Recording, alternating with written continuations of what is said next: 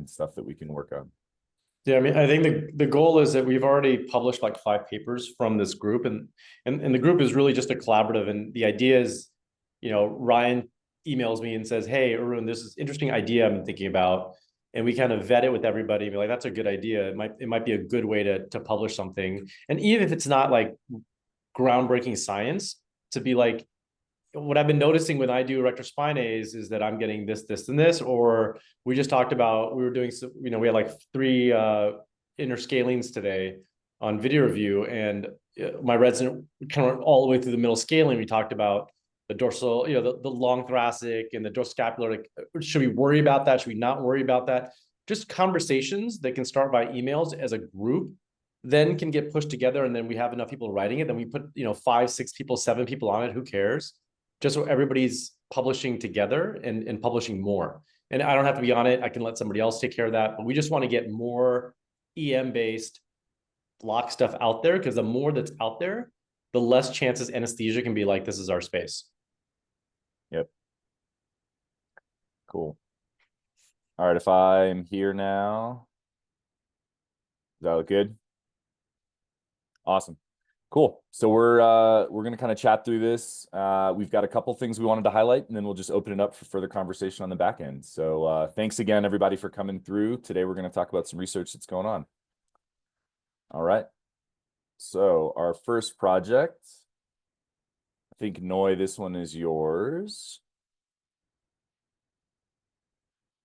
So just give me a thumbs up when you want me to go forward on each. One more click and I'll Sounds good. So hi everyone, my name is Noi. I'm Yair is also here a resident. I'm his resident. And we're actually working a lot of getting more blocks in our pediatric emergency medicine. One of the research that we're going through right now is an erector spine plane block for pain management in acute appendicitis in a pediatric emergency room. So what we deal is a lot of kids coming with abdominal pain. You can click one more. And one of the most common non-traumatic surgeries are for acute appendicitis. Until today, everything like in adults, we're giving systemic analgesics, including opioids, and we realized we can do a little bit better even before the surgery, and to continue this pain management after the surgery by this erector spine plane block. So we're going through, you can continue a cohort study when we trying to sign more and more pediatrics patients for this. We're actually dealing with a little bit of hard time to get most of the kids agree to this to the block. The youngest patient that we did it for was a 14 years old girl, and around the same age a boy. And what we saw in this population, that the pain control were much better than the systemic analgesia. It was from the pre-operation through the operation and post-operation management for at least 36 hours. What was great for us, it was that the kids are coming to the ER, not walking, having a major pain, and right after the block, that take us around 20 minutes to prepare, sign the kids and the parents, explain everything, and do it, and they 2 minutes later walking in the ER. So we're trying to figure out how to get more patients to it. Maybe you guys can help us with that. You have a lot of experience of doing the blocks, and in pediatrics is a little bit more smaller amount of working. And we then collect, you can do the datas and compare the pain score by the VAS, and we see until now that it is a greater management, and that's why we really believe in it. Our next one is leveling it up, which is what is next for us. Now we are concentrating in kids that are going to the surgery room right after the diagnosis, because we're a little bit blocked by the surgeons. They don't want to have this block for the kids who stay in the hospital to get antibiotics. So we lose a great amount of number of kids because this is the main treatment they give today. So we lose a great amount of children right now. They don't want to use the block because they say that if we lower the pain for the kids for 36 hours at least, they cannot follow up on the kids if they have more pain, less pain, or if they need to go to a surgery in this time. So this is our pros and cons for doing it and how we want to get a greater number of kids and working in more methods for doing it. So we'll be happy to hear from you guys what you think and from your experience of how you guys doing it. Before you embarked on this, did you guys create any sort of like interdepartmental collaboration, or did you guys sit down with the pediatric surgery department and chat with them about trying this more frequently? Yes, it was a hard time to get it starting, but when they realized that we really are not gonna pass on it and we really want to do it, so we got in the situation that we agreed to do it on children that have the surgery in the same day we're doing it. So they come into the ER, we perform the block. We also, the thing is that only Yair is doing the block for now. So this is one part. So kids are coming when he's not there. We also cannot make them wait for us. So this is the one thing. The other one is we try to do it, but the fact that they want to follow up the kids in the same VAS score for the pain, and they say that the block is so good that the kids don't feel the pain, and then they don't know if they get worse, so they need to go into the surgery. So they actually laying down on this VAS score that we're trying to lower down. That's where we crash together. I have a couple questions. This is great. I think this is excellent. One is, have you guys, and I don't know there's some people on here who are pediatric nerve block specialists, but have there been case series of retrospine for pediatric appendicitis that have even just a nice case series of showing it? And then second, could this be just used for patients that are already going to the OR, like pre-OR block for that population? And then the data is much easier to gather because then you'll get opioid equivalents and pain post-block, because all that's post-OR, that data will be given to you by your anesthesia colleagues and your surgical colleagues. So we're working right now on a case series of those kids that we started a year ago or so, maybe a little bit more. And it does go only for kids that are going directly to the OR and not kids that even waiting until the morning. So we're trying to work at it. We're trying to make sure that we know about all the cases, and there is no. I went through the books, the histories. I didn't see the one I saw closer to pediatrics population was a 20 years old girl that went through this ESP block. It was a review, and I didn't see any other post on it. So I think it's a great idea and a good start. I would just write that up. And then I think the inclusion criteria is if surgery is decided, they're going to the operating room and they've made that decision, then you do the block. Yeah. Yeah. And then that's what we're doing for now.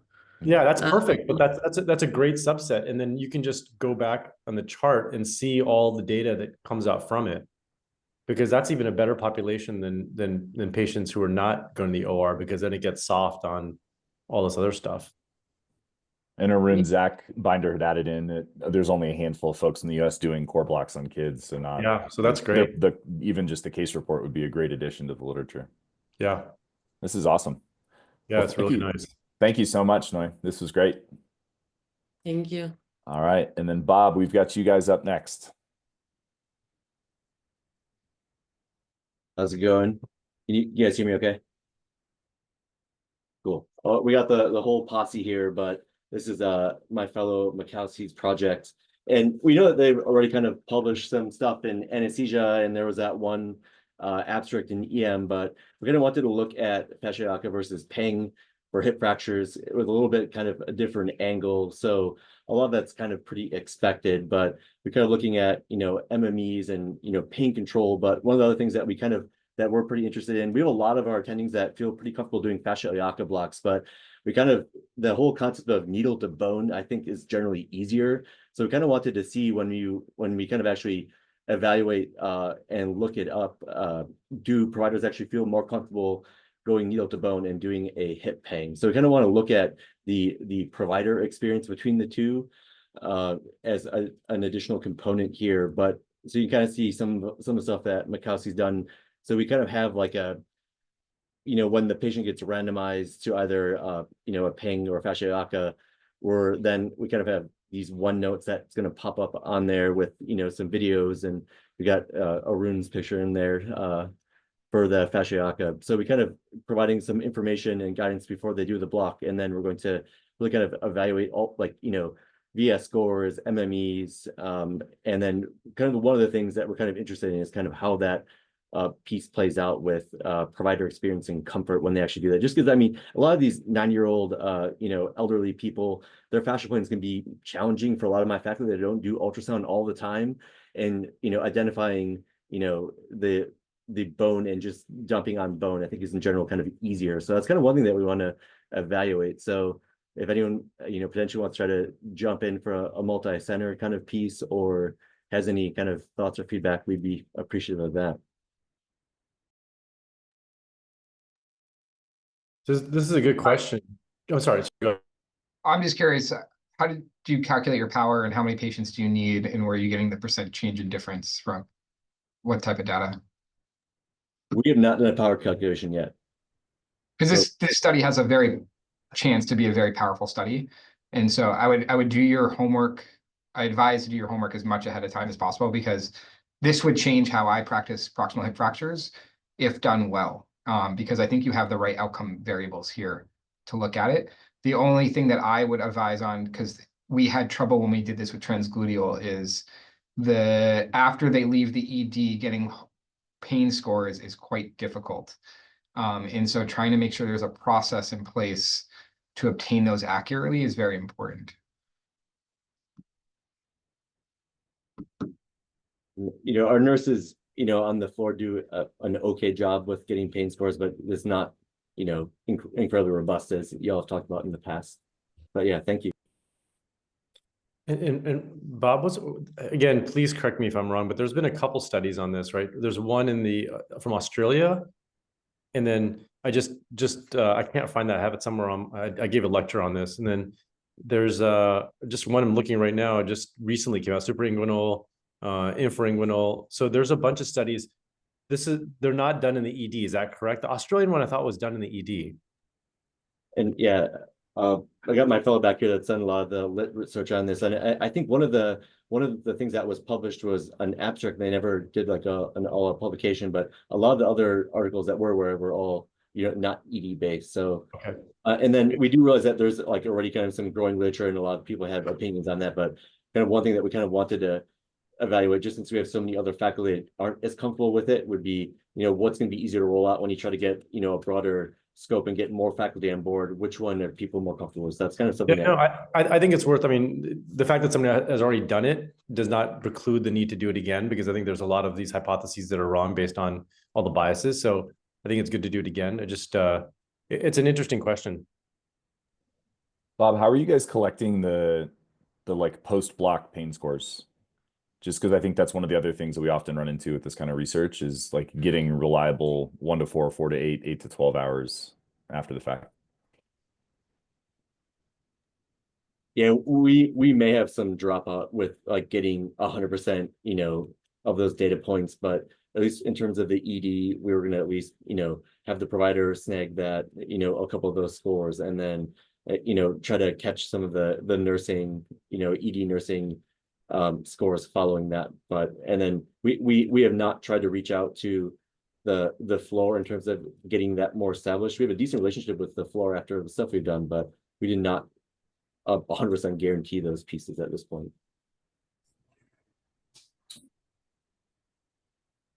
One question I had is, with your orthopedic consultants, do they have any preference, or would they have any impact on what block you're able to do? I know at our facility, it's can be a little silly, but I think their familiarity with the pain block, it can be limited at sometimes. So they have a preference for femoral nerve or fascial iliac block. Is that something that you've kind of addressed already? We have not, we've done a decent number of ping blocks, and as long as, from ortho, as long as they get blocked, they don't care. They've even tried to like send patients back down to the ED when someone snuck away on us, but their general approach is as long as we block them, they don't really care which one we do. That's great. That's great. Well, thank you guys very much. Yeah, so moving forward, so just wanted to highlight some of the research that's going out from the group as well. I started with Arun, and immediately when I got there, my computer shut down because there's too much out there. So I'm going to highlight some other people on on the call and some of the work they've done in the last year. So Rob, we'll start with your paper from beginning of the year. Oh, okay, yeah, perfect. So this was basically a retrospective look at a rollout that we did of the I guess our block protocol for the ED. It was actually 3 ERs, it's 2 freestanding ERs, and then the main campus, that's a community teaching hospital. So there were residents, but there were a fair amount of the blocks that were done in the freestanding by attendings only. There were roughly 18 sonographers that contributed, about 206 different procedures. I think we did 28 different types of blocks over the course of that time. It was a retrospective analysis. We did have a callback component, and that was just something we did for just safety analysis, kind of as a addition to our rollout. So we would do either a chart review or callback within a 72-hour time frame, roughly.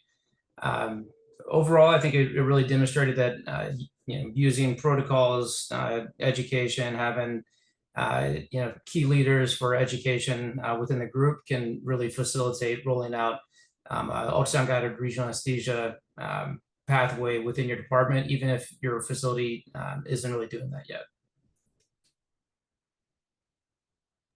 That's great. Thanks, man. So definitely, and for everybody that's at sort of more of a community teaching spot, it's cool to see these at non just sort of big mothership academic spots. This is great addition to everything that's going on. And it goes to show that, I mean, and Rob, correct me if I'm wrong, when you were at Sinai and you came to Highland, there wasn't many blocks happening at all at your site. Yeah, pretty much none. Maybe like the random forearm block, which it was kind of interesting with this one. We really kind of leaned hard into the brachial plexus blocks. I think over that time frame, there were 31 Raptor blocks that were recorded, which I think that was just kind of like interest level, and also was started in the fellowship here. I think we just kind of leaned into that. But yeah, to your point, this was definitely not being done beforehand. But the point is, you probably just need one person who's highly trained. Exactly. Yeah. Who then trains other people. So I think that the ability to scale in departments is always a worry that if Rob's not on, nobody's going to learn. But I think that it's easy to down train people and to scale practices if you have one core faculty member that's interested in this project. So I think that this is a common complaint I hear, and I think this is nice to see that really went from 0 to a lot pretty quickly. Yeah, absolutely. Another thing I like to highlight on this is we are not a trauma center, which I think is also something that people kind of have maybe a misconception of, that if I'm not a trauma center, this isn't useful for me. We still did 206 blocks. 77% of the patients were actually discharged. So a lot of these are people that are going home. So I think that the fact that we're doing these in freestanding ERs, a lot of these are discharged patients, not a trauma center. I think this really kind of highlights how useful this can be for the regular ER physician. Yeah, that's awesome. Thanks, man. Yeah. The next one is a current project that's ongoing. I think Dan had to step off he's doing some medical student education. So I just wanted to highlight one of the things that we've been doing in a lot of our courses is leveraging sort of these meat models and high fidelity meat models for practice with both needle guidance and plane anatomy.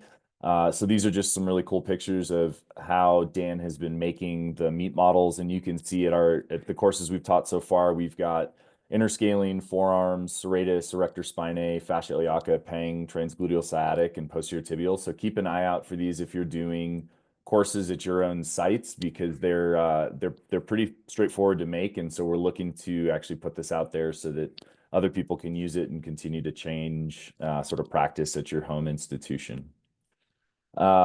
Last but not least, wanted to talk about the nerve block registry. So I think Andrew's on. So this is one of the bigger ones we've had. Andrew, are you here?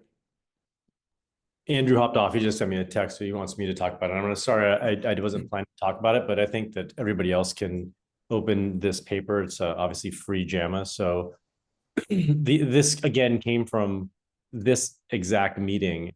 The idea was to get all of us on the same page. So 11 sites nationally, we'd love to have more. I can tell you where this idea came from. It came from the NEAR registry, and you guys have all heard the NEAR registry that does the airway stuff.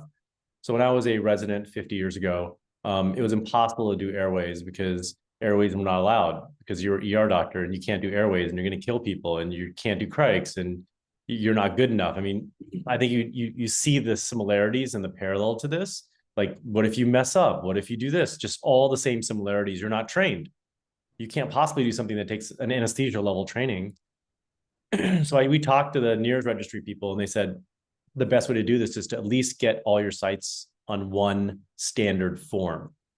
So we did this retrospectively, and Andrew did a ton of work on this to get data use agreements between these sites.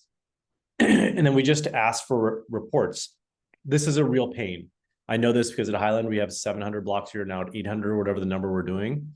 And to enter that in is a real nightmare. So I still think that we have a major problem. And I think we have to figure out a way, IT-wise, which is not hard, to be able to scrape this data and put it in a registry without any work. And that's the goal. I think still right now, it's a lot of, physician labor to go through each of these charts and get it. But essentially, the goal for this study initially was, our big question was, can we do it safely? Because I know that when resident A wants to do a femoral nerve block or a fascial iliaca block, the first thing the attending says is, you're not trained. I'm like, yes, I am. Look at this website. How hard is this?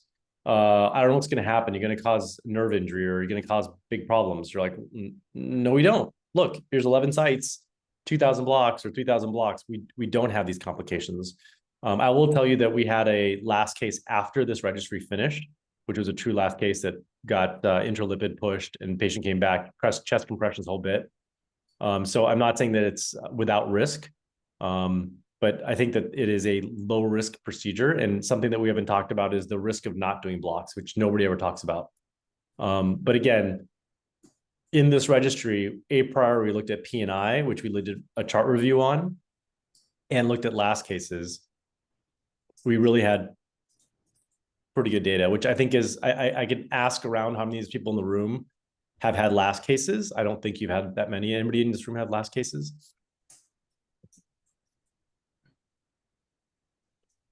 Yeah, so Ryan, this is a good question, right? I think this is this is something that I want to write about, and I think it's a fascinating concept, right? So I think that I had a patient a couple of days ago that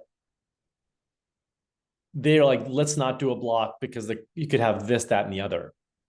But we never think about the other way. We're like, if we don't do a block, what's the downstream risk of what we classically practice? What's the downstream risk of giving opioids, giving NSAIDs, having pain? Like, all the downstream complications are never looked at. I mean, I know it's theoretical, but I think with the opioid data now, we can kind of get some numbers out there. So I think it's not a zero risk if you don't do a block. The block has some risk, but also doing nothing has some risk. And I think that's never been elucidated or picked up in the medical literature, because the classic teaching is to do nothing. And I think that's actually improper thought of risk. If that makes any sense. Do you guys understand what I'm trying to say? Yeah, and even the exposure to opiates and all the rest of it, right? Like, it isn't a zero-sum game. Our entire job is risk adjustment. If I give benzos, if I give beta blockers, if I do this for this patient, what's the risk of doing the thing? But I can also leave them at 190 and have them crash, right? But that acute risk concept isn't discussed in blocks because people just assume that there's zero risk in doing nothing. And I think that's a mistruth. So I think that's the idea I'm trying to get at, and I need probably some smart stats people and some opioid people to look at this data and write it up. And I'm probably just going to put it in ASIP now, or we could write it up as a commentary too. If everybody's interested in doing that, I would love to write it. Yeah. Yeah, I mean, I think just to highlight again, this came from just like simple conversation, like the idea for the registry, it's been built. Now we're looking to continue to expand. We've got our next sort of major meeting of the sites is coming up tomorrow, actually. And so, if you guys are not yet enrolling, we're definitely looking to continue to grow, and each iteration and sort of every 6 to 12 months we pause and try to figure out now because how we can better collect the data, to your point, Arun, in terms of pushing that forward and leveraging, again, the collective expertise of folks across the country that know how to automatically push the data. So yeah, I think we got to figure out a way to do this automatically, because I think asking physicians to spend 40 hours of their work time. We had a med student we put on paper who did tons of work. Yep. We had so many blocks at Highland that it's hours and hours of physician time. And if you calculate that as $200 an hour, $300 an hour, that's a huge monetary sink. We just got to figure out how to outsource this to a computer that can scrape the data off Epic, dump it into a REDCap registry, which is not very hard. And then we have data sets. And I think that anybody who works at a tech company can figure this out. So I'm going to try to do some investigation and to see if there's a model we could use in Epic to just scrape data from us. Because if everybody just has the same procedure worksheet, so we just dump a procedure worksheet that everybody in the registry has that's standard, and then everybody enters it in and gets scraped, dumped into REDCap, we could have this registry to be really powerful. And we'd be the only group in the country that would have this. Yeah. And kind of building on that, just in respect for time. So our first subgroup analysis is actually going to be coming out shortly. We're in the final stages of writing it up, and we're specifically looking at the utilization of adjuncts, which wound up being of the just over 2,700 blocks. There were 800 of them that involved an adjunct, primarily dexamethasone and epinephrine, that had all the pain scores. It's just interesting to note that there were varying doses of dexamethasone used. I'm going to kind of breeze through this because it'll be coming out shortly, and I want to be respectful of everybody's time. The long story short is that in even the immediate period, we typically think about using dexamethasone for prolonging the impact of the block, but we found an improved odds of 1.96 of using dex, even having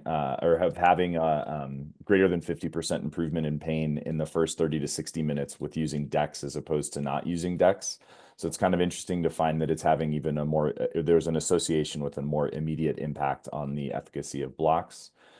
We also looked at some subgroups, both looking at the fascia iliaca and the erector spinae. So we'll be writing it up. It's, the goal of this is if you're a participating site and you have a question down the road, you could actually follow up with Andrew and the team, and so that we can keep doing more subgroup analysis of all the data we're collecting and moving forward. Last but not least, I wanted to thank you all for your time. We've got a couple courses coming up, so definitely keep an eye out if you live in the Miami region. We're going to be doing a course around AAEM, and then we'll be in Philly around SAM time and ASEP next year at Salt Lake City. So thank you guys very much. Yeah, I think we ran over like a minute or two, so I apologize. If you're going to be there, please, and you're on the BlockHeads, please email me or Joe, and we can try to squeeze you in as instructor. We're just trying to make this work. We're trying to do that curve. And so we don't pay ourselves. We don't get any money for this. We just get a house, we get dinner, and we hang out and drink beers or wine or whatever you want to drink and chill. So if you're interested in being a faculty and you're going to be there, so we don't have to pay for airline and registration, we'd love to have you come and be an instructor.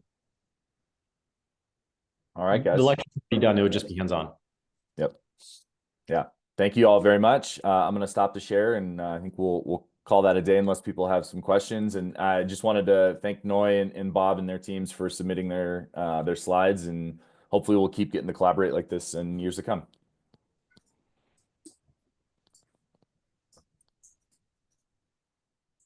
Thank you all. Thank you.